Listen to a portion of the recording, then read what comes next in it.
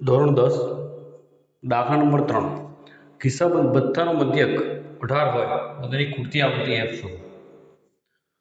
ખૂટતી આવૃત્તિ f થોડો બહુ પ્લસ માઇનસ થાય, બાકી મેથડ તો એ જ છે. બધાથી પહેલાં આવૃત્તિનું ટોટલ કરીશું તો 44 થાય અને પ્લસ f અલગથી ગણવાનો. ઓકે, હવે મધ્યકનો દાખલો છે તો થર્ડ કોલમ આવશે મધ્ય કિંમત xi. તો xi વિશે તમને ખબર જ છે કે મધ્ય કિંમત જે છે એ અધર સીમા અને ઉધ્વ સીમા બંનેનો સરવાળો કરવાનો અને એમાં ભાગ્યા 2 કરવાનો. તો અહીંયા 11 + 13 થશે 24, 24 ભાગ્યા 2 12. અહીંયા 12.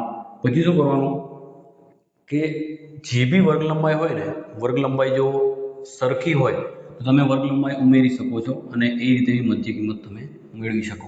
देखो અહીંયા 12 છે, વર્ગ લંબાઈ કેટલી છે તો કે 13 - 11 તો કે 2. તો 12 માં 2 ઉમેરી તો 14, પછી 16, 18, 20, 22 અને 24. તો આ થઈ ગઈ તમારી મધ્ય કિંમત.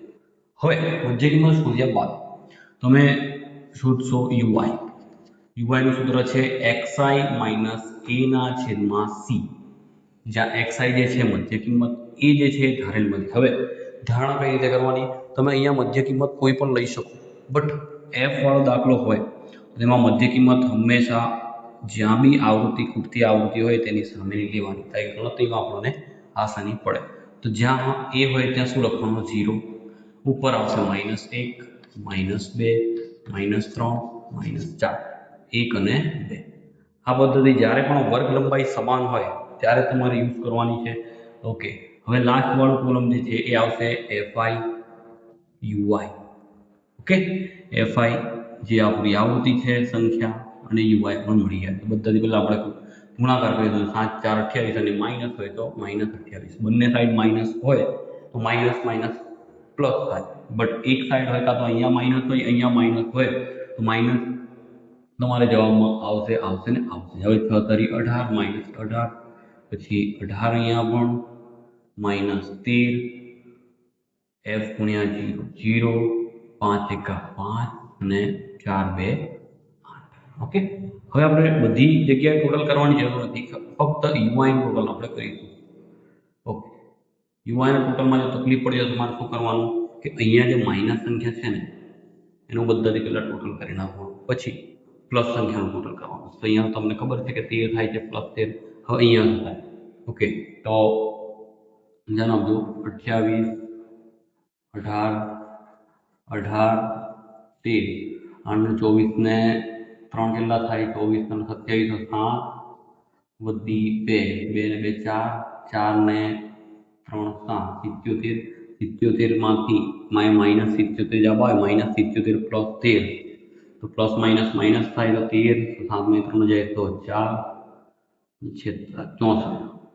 તમારો જવાબ આવશે 64. બટ મોટી સંખ્યા અહીંયા 77 છે અને એની આગળ માઇનસ છે તો -64 તમારો જવાબ આવશે. Okay, total. ચાલો હવે સૂત્ર. તો સૂત્રમાં મધ્યકનું સૂત્ર આપણે કિંમત એક લખી દઈએ કે આમ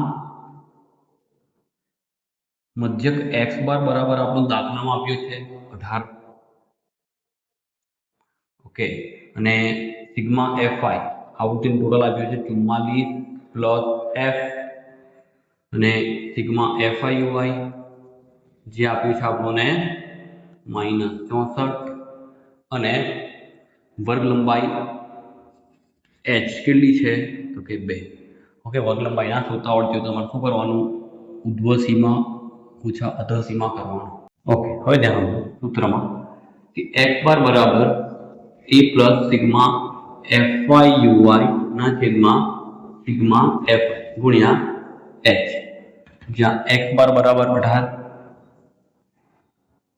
એની કિંમત ધારેલ મુજબ છે 20 પ્લસ સિગ્મા fy uy જે છે -64, માઇનસ ને ઓલવેઝ કૌંસમાં મૂકવા, સિગ્મા fi 44 + f ને વર્ગ લંબાઈ છે 2.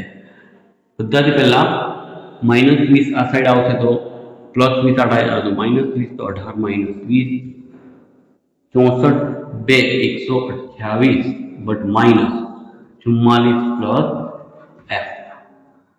ઓકે, અહીંયા -2 અને 44 પ્લસ f ભાગાકારમાં છે, સામે જાય તો ગુણાકારમાં, તો 44 પ્લસ f બરાબર -128. હવે ધ્યાન આપજો, -2 ગુણ્યા 44 તો -88 પ્લસ -2 ગુણ્યા f માઇનસ પ્લસ માઇનસ, તો 2 ગુણ્યા f 2f બરાબર -128. હવે ધ્યાન આપજો, -88 પેલી બાજુ તો +88 -2f એઝ ઇટ ઇઝ, અહીંયા -128 પ્લસ 88 -2f બરાબર -128 88 તો કેટલા બચશે -40. અહીંયા માઇનસ માઇનસ બંને સાઈડથી કટ, 2f બરાબર 40 ને f બરાબર 40. હવે ગુણાકારમાં બે છે, સામે જાય તો ભાગાકારમાં 20 2 40, તો f બરાબર 20. એમાં લખવાનું કે આમ ખૂટતી આવૃત્તિ f બરાબર 20 થાય.